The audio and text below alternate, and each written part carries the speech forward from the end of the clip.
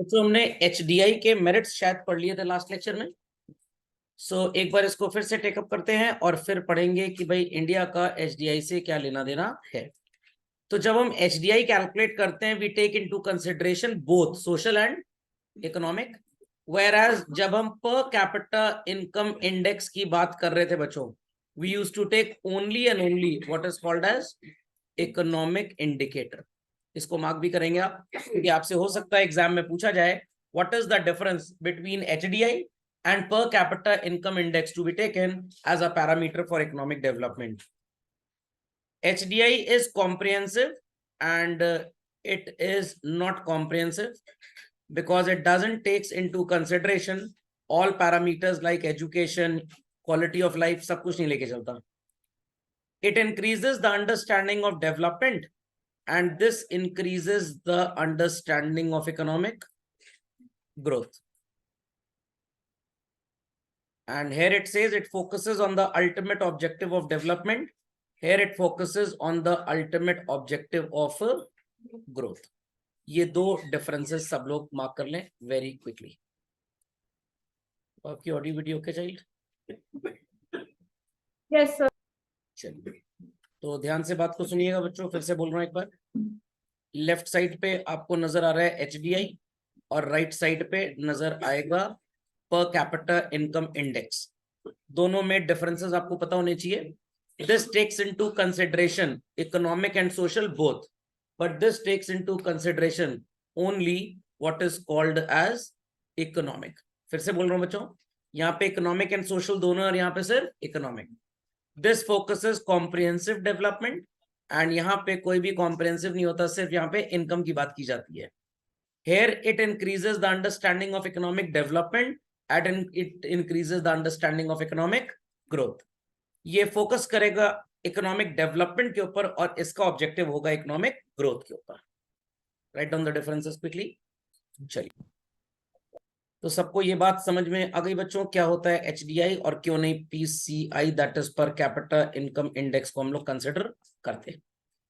तो बच्चों नेक्स्ट हमारे पास एक लॉजिकल अंडरस्टैंडिंग है इसकी कि एचडीआई सिंप्लीफाई कर देता है चीजों को। ये सारी चीजें तो हम पढ़ चुके थे, इसमें कुछ खास है नहीं। Human development index and India is the next heading that you need to put, कि एचडीआई के अकॉर्डिंगली हम कहां पे रैंक करते हैं। कॉमन सेंस की बात है भाई, ये यूएस के लिए थोड़ा बेटर रहा होगा इसलिए उन्होंने इस पैरामीटर को ले लिया। तो इट्स जस्ट लाइक दैट कि हम हर बच्चे से जब उसका रिजल्ट जानने की कोशिश करते हैं, तो इंडिया में ये एक दलितर मेंटालिटी है बेसिकली बहुत लोगों की। सबसे पहले पूछेंगे ओवरऑल परसेंटेज कितना आया, जब बता देंगे 90-95 फिर पूछेंगे मैथ्स और साइंस में कितना आया। वो हैसियत चेक कर रहे हैं कि मैथ्स और साइंस में नंबर ज्यादा है या इंग्लिश में या हिंदी में। जिसका मैथ्स और साइंस में नंबर ज्यादा होता है ना, उसका स्टेटस सिंबल आईफोन वाला हो जाता है, और जिसके इंग्लिश में नंबर ज्यादा होते हैं वो एंड्रॉइड हो जाता है, और जिसका हिंदी में नंबर ज्यादा होता है वो नोकिया 3310 हो जाता है, टुक टुक वाला फोन नंबर वाला। समझ में क्या? पता नहीं क्या पागलपंती का असम्पशन है, मेरे को समझ में नहीं आता। अरे मैथ्स और साइंस में आपके नंबर आ गए, इंग्लिश में नंबर आ गए, भाई every person is born differently. तो ठीक है, जिसका इंग्लिश और हिंदी में नंबर अच्छा है वो जर्नलिज्म, मास कम्युनिकेशन नेता बन सकता है बेसिकली। उससे सुप्रीम अथॉरिटी तो देश में कोई है ही नहीं बेसिकली। मैथ्स में नंबर अच्छा आ गया तो चलिए भैया इंजीनियरिंग वगैरह हो गया। कॉमर्स कॉमर्स में नंबर ठीक आ गया तो चलो भाई XYZ मतलब। बट पता नहीं ऐसा क्यों करते हैं, बट ये हमारी सोसाइटी एक है, उसको किस चीज में नंबर ज्यादा चाहिए? मैथ्स और साइंस में। तो मैथ्स में अगर बच्चे का 95 और साइंस में 96 आ जाए, चाहे हिंदी में उसका 70 नंबर और इंग्लिश में 42 आए, कोई फर्क नहीं पड़ता सोसाइटी को। ये जो बच्चे होते हैं ना, they are programmed robots, they are programmed robots. जो अच्छा बच्चा होता है वो सब में 75, 78, 76, 72 लेके आता है। तो एक अच्छा बच्चा जिसको हम बच्चा बोलते हैं, प्रोग्राम्ड रोबोट नहीं बोलते हैं, वो ये होगा। और जो ये वाला है ये प्रोग्राम्ड रोबोट है। 2-3 चीज के ऊपर एम्फेसाइज करके प्रोग्रामिंग सेट करके .exe फाइल एग्जीक्यूट करके मैथ्स और साइंस में तो बढ़िया गया, इंग्लिश और हिंदी में 42 आ गया। तो उसको मैथ्स नहीं आती है, उसको सिर्फ मैथ्स का सवाल लगाना आता है बस। समझ में आई बात कि नहीं आई? अभी एक दिन मैं लेक्चर ले रहा था, मैंने कुछ बच्चों से पूछा 100 में 25% ऐड करेंगे, तो बच्चे बोले सर 125। मैंने कहा वापस अब 100 पे जाने के लिए क्या करना पड़ेगा? The donkey said sir 25% minus कर दीजिए। अरे भाई 125 का 25% 25 थोड़ा होता है। और मैंने पूछा मैथ से मार्क्स कितने थे, एक बोला 98, एक बोला 87। मैंने कहा दोनों बैल हैं, दोनों जानवर हैं। फिर एक से पूछा, उसने एकदम सही जवाब दिया, उसके 56 नंबर आए थे मैथ्स में। मैंने उससे पूछा तेरे इंग्लिश में कितने थे, कह रहा सर 65। मैंने कहा ओवरऑल परसेंटेज कितना था, कह रहा sir 72%। This child is educated, they are programmed robots. खोपड़े में बात गई। तो यूएस ने इसीलिए ह्यूमन डेवलपमेंट इंडेक्स को पैरामीटर मान लिया, डेवलप्ड नेशंस ने भी मान लिया, यूएनडीपी के जितने मॉनिटर थे, जितने हेड प्रीफेक्ट थे, जितने सरगना लोग थे टॉप मोस्ट, उन्होंने इसको मान लिया। क्यों? क्योंकि उनकी कंट्री में इसके हिसाब से सो कॉल्ड डेवलपमेंट था। आई रिपीट, डेवलपमेंट था। समझ में आ गई बात? तो अगर आज आप बोलते हैं कि यूएस सुपर पावर है, हाँ बिल्कुल सुपर पावर है, मानने को तैयार हूं। रेसिज्म में दे आर सुपर पावर, बच्चों की आवारागर्दी और बदतमीजी में दे आर सुपर पावर, बच्चों की जो इंसिडेंट्स होती हैं शूट करने वाली उसमें they are super power, but culture उनके अंदर नहीं है। ऐसा सर आप क्यों बोल रहे हैं? क्योंकि हम कल्चर पे विश्वास रखते हैं, हम पैसे को ह्यूमन डेवलपमेंट नहीं मानते। सो यूएनडीपी ने डेटा कंपाइल किया काफी ढेर सारी कंट्रीज का, और लेट्स सी कि ये डेटा क्या बोलता है। और इस डेटा के अकॉर्डिंगली बच्चों, हमने 2021 की रिपोर्ट में 189 कंट्रीज पे सर्वे किया था। बच्चे पूछ रहे थे मेरे से सर ये इंडाइसिस का मतलब क्या होता है? इंडेक्स सिंगुलर वर्ड है और इंडाइसिस उसका प्लूरल है। मैथ्स में पढ़ा होगा आपने, shirts and indices, 10th class में था ना? नहीं था? या 9th में था? कभी भी रहा होगा, ये है शायद, हमने पढ़ा था सर्ट्स एंड इंडिसेस करके एक चैप्टर होता था। तो लाइफ एक्सपेक्टेंसी देखी जाती है, educational attainment index and adjusted gross domestic product, ये तीन चीजें मिला के क्या बनाती है? एचडीआई। ये आपको पता है, जितना जीरो के क्लोज होंगे उतने बेकार, और जितना 1 के क्लोज होंगे उतने अच्छे। समझ में आ गया? तो यहां पे सर परसेंटेज में क्यों नहीं निकाला गया? अब इनको 0 और 1 से ही लगा तो इन्होंने इसको ले लिया। तो 1 के क्लोज जो भी होगा, लेट अस से किसी कंट्री का 0.9625 है, मतलब 96.25% हो गया एक तरह से। ओके, तो इनको हमने 4 प्रजातियों में बांट दिया। एक्चुअली में जब ये रिसर्च हुई थी, मैंने एक जगह गूगल का ब्लॉग पढ़ा था, देयर दे सेड 3, बट उसके बाद ये 4 हो गए थे। Very high human development index उनका होता है जिनका ये पैरामीटर 0.8 हो। 0.8 का मतलब क्या होता है? 80%। खोपड़े में बात गई। उसके बाद वेरी हाई के बाद दूसरी प्रजाति पे हम चले आते हैं बच्चों, इट इज हाई। कितने प्रतिशत वाले? In between 70 to 80%। और ये जो पहले वाले थे, ये Norway, Australia, Japan and New Zealand. अब मेरे को इन कंट्रीज के बारे में थोड़ा सा डेटा सर्वे किया तो पता लगा, भाई जापान के पास अपना सेल्फ इकोनॉमिक डेवलपमेंट बहुत ज्यादा है, ये इंपोर्ट एक्सपोर्ट पर विश्वास नहीं रखते। इनके इन्वेजन बहुत कम हुए हैं बिकॉज सराउंडेड बाय सी थे, तो उनकी दौलत कोई लूट लपाट के नहीं ले गया। Is that clear? न्यूजीलैंड एकदम कॉर्नर में पड़ता है और उनकी पॉपुलेशन के हिसाब से लैंड एरिया बहुत ज्यादा है, ये भी एक हद तक टैक्स हेवन है। यहाँ पे भी अगर आप बिजनेस करते हैं तो आपके टैक्सेस बहुत कम होते हैं, और ये बाहर के लोगों को बड़ा इनवाइट करते हैं, आइए हमारे यहाँ धंधा पानी करिए। तो इनके यहाँ बाहर से इंटेलिजेंट लोग काफी चले जाते हैं, खास करके इंडिया से छोड़ के। तो इसलिए इनकी कंट्री की तरक्की बहुत ज्यादा है, क्योंकि किताब में तो लिखा है भाई वेरी हाई, क्या आप तोते एक तरह अटलिंग सब हो जाएगा, बट कल को जब कहीं ज्ञान देने की बात आएगी तो आपको रीजन पता होना चाहिए ऐसा क्यों है। ऑस्ट्रेलिया 1:8 का रेशियो है बच्चों, एक इंसान के पास 8 लेवल्स ऑफ एम्प्लॉयमेंट होते हैं। रहते सब लोग नियर द बॉर्डर हैं, बीच में लोग कम रहते हैं क्योंकि वाटर की अवेलेबिलिटी बीच में नहीं है। आपको ऑस्ट्रेलिया मैप में देखने छोटू सा लगता होगा, बट कम से कम 7-8 इंडिया समाज है उसके अंदर। तो लैंड एरिया बहुत ज्यादा है, फॉरेस्ट बहुत अच्छा है इनका, इस वजह से इनके एक्सपोर्ट्स वगैरह थोड़े ज्यादा है। और यहाँ पे भी अगेन लैंड एरिया क्योंकि ज्यादा है, डिपेंडेंसी लैंड पे बहुत कम है, तो रिसोर्सेज की अवेलेबिलिटी ज्यादा है, तो एक्सपोर्ट भी अच्छा होता है। फिर चाइना और श्रीलंका, इनका 70 to 80% है। तो ये तो बकवास है, श्रीलंका खत्म हो गई कहानी, श्रीलंका की कहानी पूरी खत्म। राम जी ने इनको श्राप दिया था, पूरा लगा नहीं, चाइना वालों का लग गया पूरा। तो चाइना की तो स्ट्रैटेजी यही है, जिसके जिसके साथ इन्होंने दोस्ती की उसका उसका बेड़ा गर्क। ये दलितर दोस्त नहीं बन जाते किसी के, आपने दोस्ती कर लिया आपका बेड़ा गर्क हो गया। तो चाइना क्या करता है, एकदम इंडिया के जो साहूकार होते थे, जैसे मान लीजिए कि कोई XYZ साहूकार थे, मेरे दादाजी ने उनके यहाँ जमीन गिरवी रख दी और उनसे 5,000 रुपीज का लोन ले लिया। 30%, 40% इंटरेस्ट चार्ज करते थे नालायक। इतना इंटरेस्ट हो जाता था कि आदमी इंटरेस्ट ही नहीं दे पाता था, प्रिंसिपल तो देने की बात ही छोड़ दीजिए। तो पर्सन यूज टू बी फंसो in what is called as a debt trap. Interest के ऊपर इंटरेस्ट, कंपाउंड इंटरेस्ट, और इंटरेस्ट का अमाउंट प्रिंसिपल से ज्यादा हो गया। चाइना वही काम करता था, इतना फंडिंग कर दो, इतना फंडिंग कर दो, इतना डिपेंडेंट कर दो इन लोगों को, ताकि ये अपनी इकोनॉमिक एक्टिविटीज करनी भूल जाए। यही काम पहले उन्होंने पाकिस्तान के साथ किया, अब श्रीलंका के साथ किया। और इसलिए काम करते हैं ताकि इंडिया के क्लोज आ पाए, उन पे नजर रख पाए, और कभी अमेरिका से इंडिया की दोस्ती ज्यादा हो तो वही हाल करेंगे जो नाटो से दोस्ती करनी थी न्यूजीलैंड, अरे यूक्रेन को, और रशिया ने उसके साथ हाल कर दिया। तो भाई कंट्रीज के बारे में पता होना चाहिए, इकोनॉमिक्स से स्टूडेंट है बट ज्योग्राफी तेज होनी चाहिए आपकी।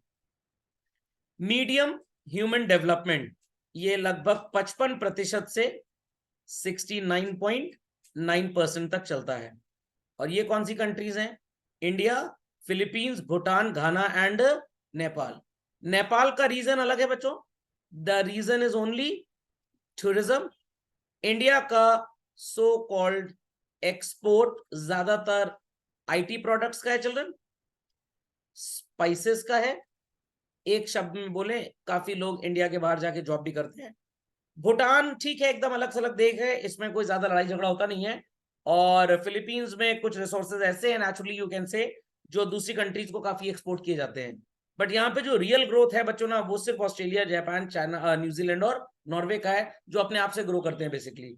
तो हमारे तो कुछ लोग बाहर जाके जॉब करते हैं, पैसा कमा के इंडिया में लाते हैं, इसलिए आपको नजर आ रहा है कि इंडिया इस रेंज में है। नहीं तो इंडिया की रियल ग्रोथ स्टोरी इंडिया के अंदर तो पिछले 10 साल में स्टार्ट हुई है। लो डेवलपमेंट इंडेक्स, ये चोर चाहिए देश हैं सारे के सारे। अफगानिस्तान इनको पता नहीं क्यों ले लिया, हो सकता है कोई मिला नहीं होगा या दूसरी कंट्री नाराजगी जाहिर की होगी। सर बाकी कंट्रीज कहाँ गई? बाकी और दलित दर हैं, बाकी इससे भी गए गुजरी हैं। सर अपने पड़ोसी भाई बहन वो और नीचे हैं बच्चों। ओके, और अफगानिस्तान अब तो और नीचे चला गया होगा जब से सो कॉल्ड वहां तालिबान रूल आ गया मान लीजिए। तो इनका है सो कॉल्ड लेस देन 55%। तो पहले ये जो तीसरी और चौथी कैटेगरी थी ना, इसी को मीडियम एंड लो बोल दिया जाता था। ओके, तो सो कॉल्ड ये 4 बाद में बनी, originally there were 3 categories only. तो मार्क कर लीजिए बच्चों, पहले वेरी हाई में 4 कंट्रीज जिनका 80% या उससे ज्यादा है। दूसरी कैटेगरी में ह्यूमन डेवलपमेंट जहां पे 70 to 80 है, उसको हाई बोलेंगे, 2 कंट्रीज हैं, China and Sri Lanka. Then 55 to 70 में India, Philippines, Bhutan, Ghana, Nepal.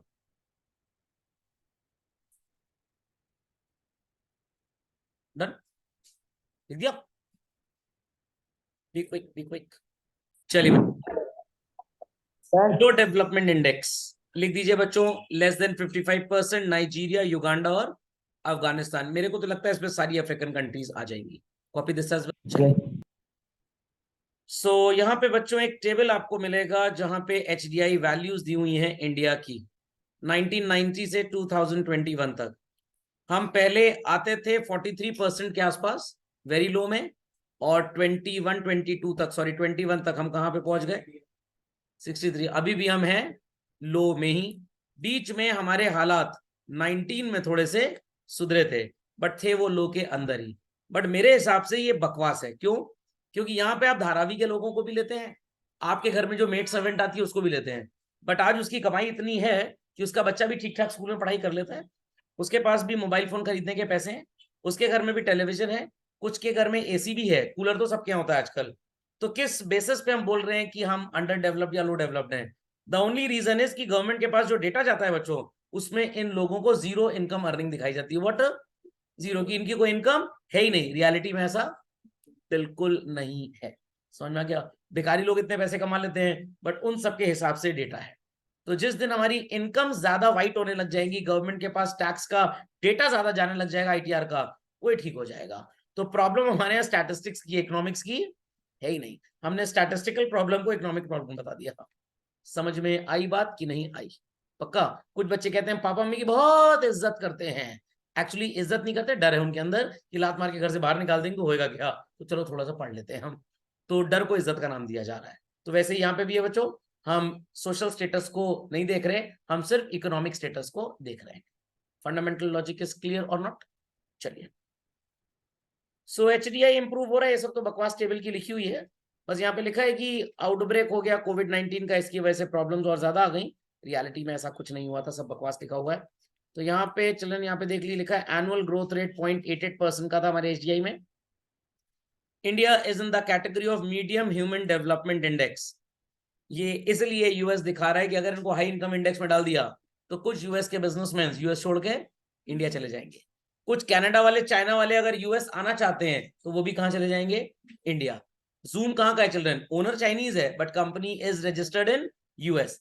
आज मैं न्यूज़पेपर में एक आर्टिकल पढ़ रहा था चंद्रयान से रिलेटेड, दैनिक जागरण में प्रिंट हुआ था, आप देखिएगा। तो उसमें था कि भाई चंद्रयान से फायदा क्या होगा, जो चंद्रयान 3 गया है उससे फायदा क्या होगा? इकोनॉमिक एडवांटेज है तो भाई साइंटिफिक रिसर्च। आज नहीं 50 साल बाद विल एक्सप्लोर कि अगर मून पे रहने लायक कंडीशंस हैं तो हो सकता है आपके पापा एक फ्लैट या आप एक फ्लैट मून पे खरीद लो। अभी जाने में 42 डेज लगते हैं, अमेरिका का रॉकेट तो 4 दिन में पहुंच जाता है, बट आने वाले टाइम में रॉकेट ऐसे भी आएंगे, हो सकता है जो 1 दिन में पहुंच जाए, हो सकता है 10 घंटे में पहुंच जाए। एक जमाना था लखनऊ से बेंगलुरु जाने के लिए बच्चों 70-80 आवर्स लगते थे। एक जमाना ऐसा था ट्रेन ही नहीं होती थी। एक जमाना ऐसा था 1935 में ट्रेन लॉन्च हुई ना ठाणे टू मुंबई, उसके पहले तो ट्रेन ही नहीं थी। एक जमाना ऐसा भी अब आ गया जहां बेंगलुरु अगर लखनऊ से आपको जाना है 1-1.5 घंटे की फ्लाइट है, घटिया वाली। कहीं सुपरसोनिक प्लेन से आप जाना चाहे, राफेल जेट से, फाइटर प्लेन से, तो शायद 15 मिनट के अंदर आप पहुंच जाएंगे। तो time will come, time will come जब हम मून तक भी हो सकता है शायद 2 घंटे के अंदर पहुंच जाए, एक वंदे भारत ट्रेन चली जाए। इलाहाबाद टू न्यू दिल्ली पहले 14-15 घंटे लगते थे, पूछिएगा अपने पापा से। लखनऊ से भी 7-8 घंटे लगते हैं। 4 घंटे वाली ट्रेन भी लॉन्च हो चुकी है कंट्री के अंदर। हो सकता है कि किसी टाइम पे आपको पता लगे कि लखनऊ से यूएस क्या गया मैं, sorry, Delhi by flight 35 minute लगते हैं as of today children. 35 minute, air to air 35 minutes. Got it clear? भाई प्लेन जब फ्लाई करता है दिल्ली एयरपोर्ट से, जब वो प्रॉपर मोमेंटम में सीधा हो जाता है और जब लखनऊ में या इलाहाबाद पे लैंड करता है, उसको हार्डली 38, 35, 32 मिनट्स का टाइम लगता है, बस सिर्फ इतना। सो तो इतना ज्यादा टाइम क्यों रखा हुआ है? क्योंकि अगर फ्लाइट 1 घंटे से कम ऑपरेट करेंगे ना तो गवर्नमेंट के चार्जेस हैं कि लेस देन 60 मिनट्स की फ्लाइट होगी तो आप 4,000 रुपए से ऊपर नहीं चार्ज कर सकते हैं। 50 मिनट से ऊपर 2.5 घंटे तक की फ्लाइट होगी तो आप 8,000 रुपए तक ले सकते हो। तो जान पूछ के धीरे चलाते हैं ताकि हम 1.25 घंटे में पहुंचाएं और पैसे आपसे ज्यादा ले लें। समझ में आई बात कि नहीं? तो यहाँ पे ये जो लिखा हुआ है कि भाई मीडियम ह्यूमन इंडेक्स है ये सब, तो चंद्रयान का फायदा क्या है? जब इंडिया का चंद्रयान सॉफ्ट लैंडिंग वहां कर गया, रोवर एंड ऑल दैट, तो पता लग गया कि साउथ पोल पे तो भाई हम फर्स्ट हो गए, इससे पहले किसी ने काम किया ही नहीं है। Is that clear? 4 कंट्रीज और दूसरी कौन सी थी? यूएस था, रशिया था, चाइना था, और नहीं 3 थे शायद, हाँ हाँ 3 थे, चौथा इंडिया है। तो भाई हम भी उनके बराबर आ जाएंगे, आई रिपीट उनके बराबर आ जाएंगे। तो कुछ वैसा ही है कि अगर आप लखनऊ में मिस्टर ब्राउन से बिस्किट खरीद रहे हैं और आपकी मेड भी मिस्टर ब्राउन से बिस्किट खरीद रही है, तो कल सुबह मम्मी की हिम्मत नहीं बोलने की है कल आई क्यों नहीं, क्या कहेगी? भाभी जी रखो झाड़ू अपना अपने पास, मैं चली, मेरा बेटा भी आईएएम से एमबीए करके एसबीआई में सीनियर मैनेजर बन गया है। तो अब क्या आप ऐसे पर्सन को रिक्रूट कर पाएंगे लो पेड जॉब के लिए? नो। तो एक जमाना था जब इंडिया को एकदम down to earth African type गरीब देश समझा जाता था। थोड़े से सो कॉल्ड हैसियत अपने अपनी बढ़ाई, लोगों को बताया कि भाई हम भी बहुत ऊपर आ सकते हैं। जो बची कुची इज्जत थी वो कोविड ने बना दी हमारी पूरी की पूरी, कि भाई Indian vaccine are the most successful ones among the world, around the world. Sorry Rishabh ji मैं सही बोल रहा हूँ, पापकी जी, तुषा जी मैं सही बोल रहा हूँ? यस। सिंपल। तो भाई लोगों का हिंदुस्तान पे भरोसा बढ़ गया। अब मोदी जी ने सोचा कि भाई एक चंद्रयान लॉन्च कर दो, जरा कुछ ऐसा करो कि लोगों को विश्वास हो कि जो काम यूएस कर सकता है स्पेस में, जो चाइना कर सकता है, जो हम भी कर सकते हैं उस काम को, रशिया जो कर सकता है, तो भाई हम भी उनके बराबर हो गए। मतलब टेक्नोलॉजी हमारे यहाँ भी आ चुकी है, अकलमंद लोग हमारे यहाँ भी है। अब यूएस में अगर आईफोन का प्लांट लगे तो वहां पे मार्केटिंग हेड कहता है मेरे को $10,000 तनख्वाह चाहिए हर महीने, जो इंडियन करेंसी में कितनी हो गई बच्चों? मल्टीप्लाई कर दीजिए, कितनी हो गई? 8.5 लाख रुपए। एप्पल सोच रहा है इंडिया में प्लांट लगाएं और 5 लाख सैलरी ऑफर करते हैं। हमारे लोग 5 लाख में क्या, 5 लाख में 2 लोग काम करने तैयार हो जाएंगे। तो एप्पल को सस्ता मार्केटिंग हेड इंडिया में मिलेगा ना कि यूएस में। तो कहां पे प्लांट लगाएंगे? इंडिया में। यूएस में आपके मौसा जी ने प्रॉपर्टी ली, एडवोकेट अंकल कह रहे हैं यूएस में मैं पूरा अग्रीमेंट बनाने का $100 लूंगा। $100 फीस इंडियन करेंसी में हो गई 8,500। इंडिया में लॉयर कह रहा है मेरे को 2,500 रुपए तो मैं काम कर दूंगा। तो legal services of US would be outsource from India. हम अगर यूएस में माइक्रोसॉफ्ट विंडोज डाउनलोड करते हैं अपने लैपटॉप पे और कोई खराबी आती है तो हमको एक कॉल सेंटर का नंबर दिया जाता है। The American customer is thinking कि जब प्रॉब्लम आएगा मैं कॉल करूंगा, some American will be answering my call, but reality में वो कॉल लखनऊ में, नोएडा में, दिल्ली में, मुंबई में, चेन्नई में एक कॉल सेंटर पे आता है और वहां पे वो पर्सन उसी एक्सेंट में आपसे बात करेगा, यू वोंट फील लाइक कि आप किसी इंडियन से बात कर रहे हो। सर फायदा क्या? माइक्रोसॉफ्ट को यूएस में देनी पड़ती है $1000 सैलरी पर वीक, 85,000 रुपीज। इंडिया में 25,000 रुपए पर मंथ पे लोग इस तरह का काम कर देते हैं। तो माइक्रोसॉफ्ट को भी फायदा है, 1/4 कॉस्ट इंडिया में लग रही है, सेम टैलेंट और स्किल आपको मिल रहा है। कहां पे सेटअप करेंगे अपना कॉल सेंटर? इंडिया में। तो जब हम ये सब हरकतें करते हैं, we happen to stand in parity with the other successful nations, और लोगों का भरोसा देश पे बढ़ता है, तो बाहर से बिजनेस इंडिया में आता है। तो जब इंडिया में बिजनेस आएगा, फैक्ट्री खुलेगी, तो क्या होगा? यहाँ पे एम्प्लॉयमेंट होगा। जब पता लगेगा निसान को, होंडा को, ऑडी को, मर्सिडीज को, मेबैक, कैस्लर को, बेंटले को, कॉर्नेगी को, जो इंटरनेशनल ऑटोमोबाइल ब्रांड्स हैं, या दूसरी companies like Samsung and all, या इवन जो सैटेलाइट फोन्स बनाते हैं, यार इंडिया के पास भी सैटेलाइट कम्युनिकेशन है। भाई सैटेलाइट लॉन्च किया हमने, तुम्हारे पास भी सैटेलाइट कम्युनिकेशन है। आपने इन समृत कंपनी का शायद नाम सुना होगा बच्चों। ये कंपनी सैटेलाइट फोन्स बनाती है। खैर इंडिया में सैटेलाइट फोन वैसे फ्रीली यूज नहीं कर सकते, जैसे यूरोप, चाइना, यूएस, यूके में है, वहां इसका यूज फ्री है। इंडिया में इलीगल है। इवन वॉकी टॉकी के लिए आपको पुलिस स्टेशन से परमिशन लेनी पड़ती है। अब ये कंपनी यूएस में जब अपना हैंडसेट बनाती है, तो कॉस्टिंग आती है 1.5 लाख रुपए। कितनी? 1.5 लाख। इंडिया में इनको पता लग गया कि भाई सैटेलाइट कम्युनिकेशन इंडियंस के पास है। इसरो को जो स्पेयर पार्ट्स बना के कंपनियां देती हैं, वो कौन सी कंपनियां हैं? सैमसंग है, नोकिया है, ये कंपनी से स्पेयर पार्ट्स बना के देती हैं, सिमेंस एंड ऑल, और ये उनके स्पेयर पार्ट्स असेंबल करते हैं। कुछ स्पेयर पार्ट्स इसरो खुद बनाता है, कुछ खुद बनाता है। अब जब इस कंपनी को पता लगेगा कि भाई यूएस में 1.5 लाख रुपए का पड़ता है फोन, अगर इंडिया में प्लांट डाल लें तो फोन कितने का पड़ेगा? एकदम 50,000 रुपए का सस्ता पड़ेगा। क्यों सस्ता पड़ेगा? भाई यूएस में लेबर महंगी है, क्योंकि वहां लोग कम मिलते हैं काम करने वाले, और इंडिया में लेबर सस्ती है। इंडिया में लोगों की पॉपुलेशन इतनी ज्यादा, तो सस्ते में काम करने को तैयार हो जाते हैं। आप एक्सप्लॉइट भी कर सकते हो यहाँ पे, बट यूएस में आप ये काम नहीं कर सकते। तो इन समृद्ध कंपनी सोचेगी कोई बात नहीं, हम यूएस में इंडिया से फोन बना के एक्सपोर्ट कर देंगे। समझ में आ रही बात? तो यूएस में बनेगा 1.5 लाख का, और फिर बिकेगा 1.5 लाख का। इंडिया में 50,000 का बना के अगर 70 में बेच दिया, तो 20,000 रुपए का प्रॉफिट एक्स्ट्रा मिल जाएगा कि नहीं बन जाएगा? तो company will set up the plant where? India. इसीलिए जापान के सुजुकी मोटर्स ने सोचा जापान में गाड़ी नहीं बनाएंगे, क्योंकि ज्यादा गाड़ी की सेल कहां पे हो रही है? चाइना मेनलैंड में हो रही है, थाईलैंड में हो रही है, म्यांमार में हो रही है, मॉरिशस में हो रही है, बांग्लादेश में है, और लेटर्स से ये श्रीलंका फॉर एग्जाम्पल। अब जापान से गाड़ी बन के जब इन कंट्रीज में आती है, तो transportation cost is very high. Japan एक आइलैंड टाइप छोटी सी कंट्री, हमारे यूपी के बराबर होगा मोरलेस, मेरे को लगता है। इंडिया में ऑलरेडी प्लांट है, वहां पे लेबर भी सस्ती है। तो उन्होंने सोचा जिमनी गाड़ी अगर जापान में बनाएंगे, तो इंडियन करेंसी में 8 से 9 लाख रुपए की तो कॉस्टिंग है।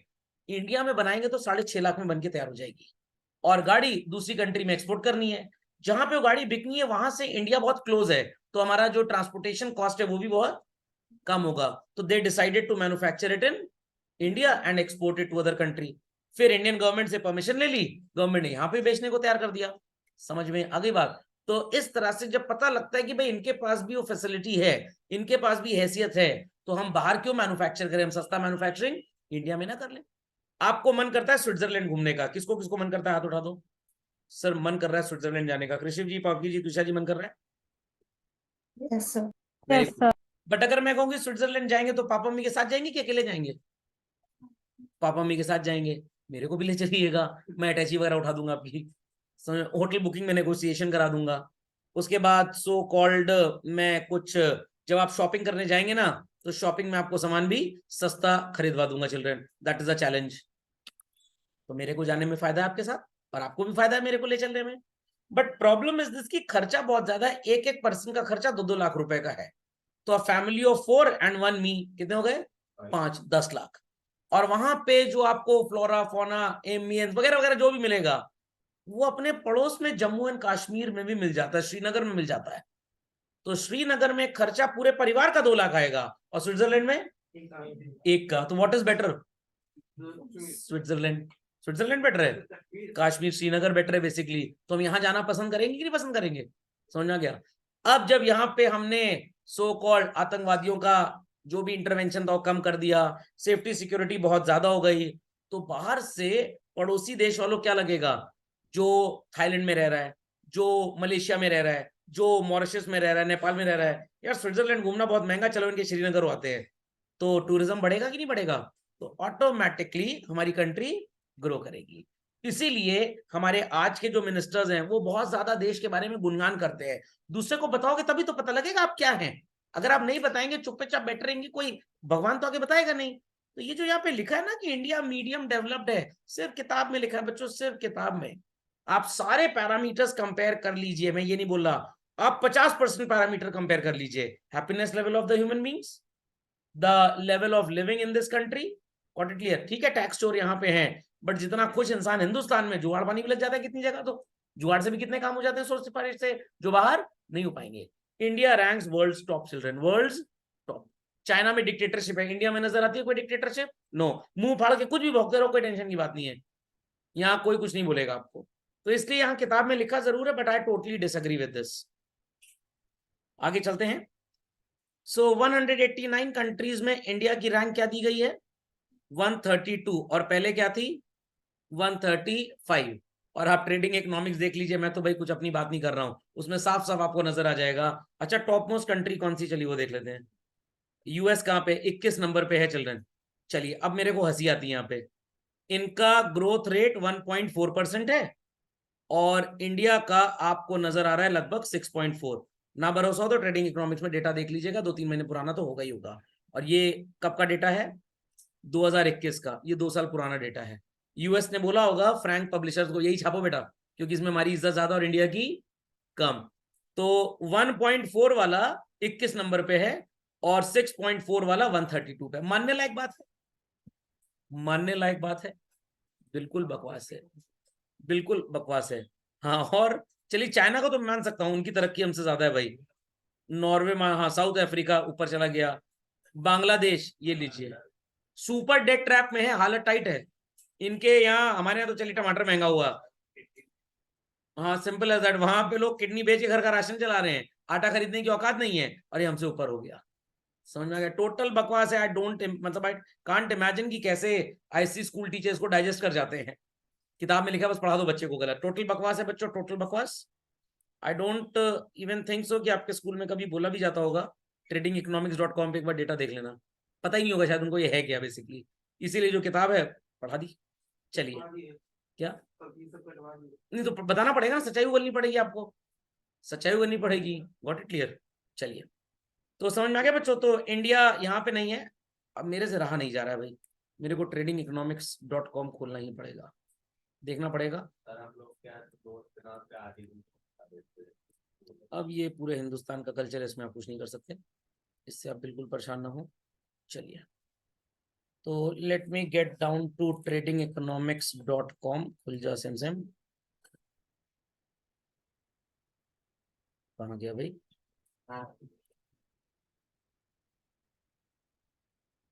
Trading economics. चलिए बच्चों, नजर आ रहा है सबको?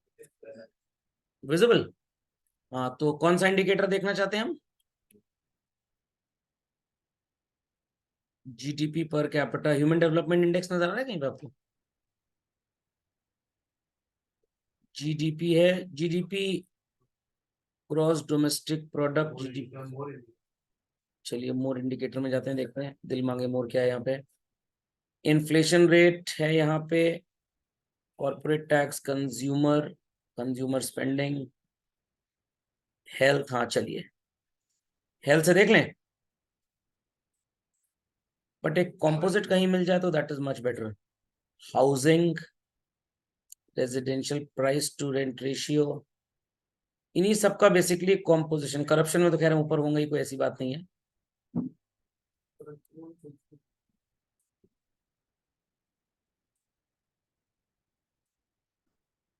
चलिए, ये मेरे को एक अच्छा लग रहा है, प्राइवेट डेट टू जीडीपी, मतलब ऑन एन एवरेज एक इंसान कितना उधार लेता है उसकी कंट्री की तरक्की के हिसाब से। देखिए, ऑस्ट्रेलिया का डेटा है यहाँ पे, इंडिया देखूं कहाँ पे आ रहा है, यूएस है, उसके बाद है ही नहीं। तो इसका क्या मतलब है कि हमारी आबादी के, सॉरी, हमारी देश की कमाई के हिसाब से हमारी डेट बहुत कम है, तो हम एकदम सेफ एंड सिक्योर हैं। और एक दो डेटा आपको दिखा देता हूं मैं। Per capita income, per capita income तो ऊपर निकल गया शायद।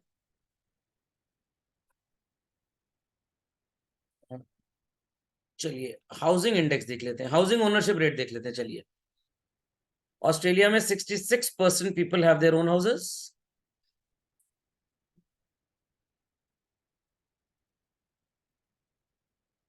इंडिया में इसलिए नहीं क्योंकि 100% people have their own houses. किराएदार भी जिस घर में रहता है अपना ही समझ के रहता है, तो इनको शर्म आ गई होगी। चलिए एशिया में देख लेते हैं, इंडिया मिल जाएगा। अच्छा एशिया में भी नहीं है, चलिए कोई प्रॉब्लम नहीं। वो सब तो इंडियंस ही जाके बसे हुए हैं ना, इसीलिए ज्यादा है। चलिए देखिए पॉपुलेशन में हम आगे हैं कि पॉपुलेशन में हम पीछे हैं। हाँ चलिए भाई, चलिए यहाँ पे हम सेकंड में। और यूएस सोचिए, अगर एक एक हिंदुस्तानी आदमी यूएस को निपटाने लग जाए तो यहाँ के 4 लोग वहां मिलकर एक को निपटा सकते हैं। समझ में गया, 5 गुना पॉपुलेशन है हमारी। तो हम कंपेयर किससे कर रहे हैं अपने आप को? ऐसे घर से जिस घर में बच्चों 2 लोग रहते हैं और जिस घर में 10 लोग रहते हैं। गंदगी कहाँ पे होगी, शोर कहाँ पे मचेगा? जहां 10 रहते हैं। जिन घर में बच्चे हैं ही नहीं वो तो एकदम वो है, क्या कहते हैं उसको, ग्रेवयार्ड। व्हाट इट क्या कह रहे हैं, भूत बंगला बेसिकली। और काफी लोग कह रहे हैं कि हमारा घर बड़ा कूल एंड काम एंड पीसफुल प्लेस है। कब्रिस्तान भी पीसफुल प्लेस होता है। उसके बाद चलिए और देख लेते हैं, चलो स्टॉक मार्केट देख लेते हैं। अब देखिए दादागिरी अमेरिका की चल रही है। अलग से इन्होंने अपने लिए बनवाया हुआ, अमेरिकन वेबसाइट है बेसिकली, अलग से इन्होंने अपने लिए कॉलम बनाया है। हमारे को कहीं रखेंगे नहीं ये लोग। अमेरिका का भी होगा, एशिया का नीचे होगा। कहाँ गया निफ्टी 50?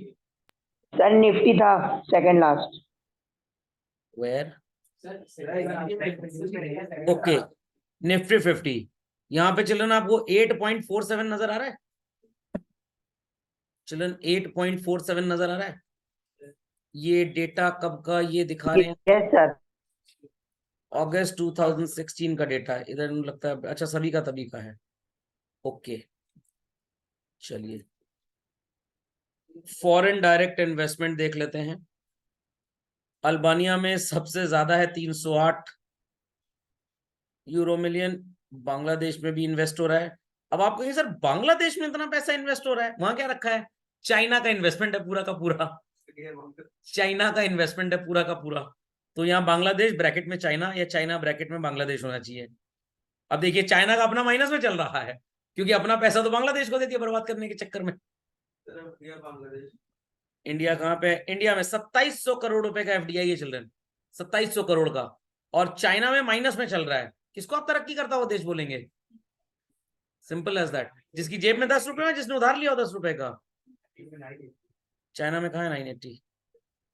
अच्छा चलता, सॉरी हाँ 980, चलिए सॉरी सॉरी 980। एंड इंडिया में कितना है चिल्ड्रन? 2700 करोड़ रुपए। ये पैराडिग्म शिफ्ट जो आया ये कोविड के बाद आया। हाँ ठीक है। और चाइना में क्या है? चाइना में क्या है? सेम करेंसी होगी, उनका भी तो यूएस है। 100 मिलियन, व्हाट इट क्लियर। आगे चलते हैं। 100 मिलियन तो देश भी कितना बड़ा है, कब से तरक्की कर रहा है, ये नहीं देख रहे आप?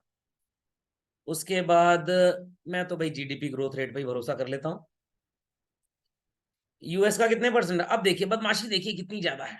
औकात 2.4 के डेटा ऊपर इनका अपना, ठीक है। ये मार्च 23 का है। मार्च 23 में इनके हालत ठीक हो गए होंगे। हमारे इन्फ्लेशन थोड़ा बढ़ा हुआ है। इंडिया कहाँ पे है? 1.9। अब यहाँ पे हमारा जो डेटा है मार्च 23 का है और इनका कब का है? जून 23 का। खेल देखिए क्या है। अरे हमारा मार्च का तो उनका ही मार्च का बताओ ना कितना है। इधर उनका बढ़ गया, उन्होंने अपना बढ़ा हुआ डाल दिया और हमारा बढ़ा हुआ डाला ही नहीं। बड़े कलाकार लोग हैं, बड़े कलाकार लोग हैं, बड़े कलाकार लोग हैं। खैर चलिए सच छुपता नहीं है। तो as of 2021 India ranks better, नहीं ये गलत लिखा है अगेन। India ranks best. किनके साथ कंपेयर कर रहे हैं? दलिद्रों के साथ, जिनकी कोई औकात ही नहीं। इनके तो प्राइम मिनिस्टर प्रेसिडेंट, इनके जीके में प्रेसिडेंट का और प्राइम मिनिस्टर का नाम नहीं पूछा जाता बिकॉज हर दिन चेंज हो जाता है, हर दिन चेंज हो जाता है। हाँ मिलिट्री जनरल। चलिए तो सो कॉल्ड यहाँ पे तो कंटेंट लिखा हुआ है जो आपने ऑलरेडी पढ़ा हुआ है। तो बच्चों ये 132 है, जरूर एक बार देख लें, गूगल शायद हमको लेटेस्ट डेटा बता दे। देख लेते हैं India's HDI. HDI of India in 2023। हाँ, इन जाहिलों ने भी रिपोर्ट को अपडेट किया नहीं, वही किताब वाली है, वही है बच्चों, वही है, सेम है children, they have not updated it. सारा खेल यूएस का है। चलिए, बहस करना ही बेकार हो गया फिर तो, जब भी लोग मानने को ही नहीं तैयार हैं। चलिए, समझ में आ गया बच्चों, समझ में आ गया। चलिए, तो इसी के साथ हमारा ये चैप्टर होता है राम राम सत्य।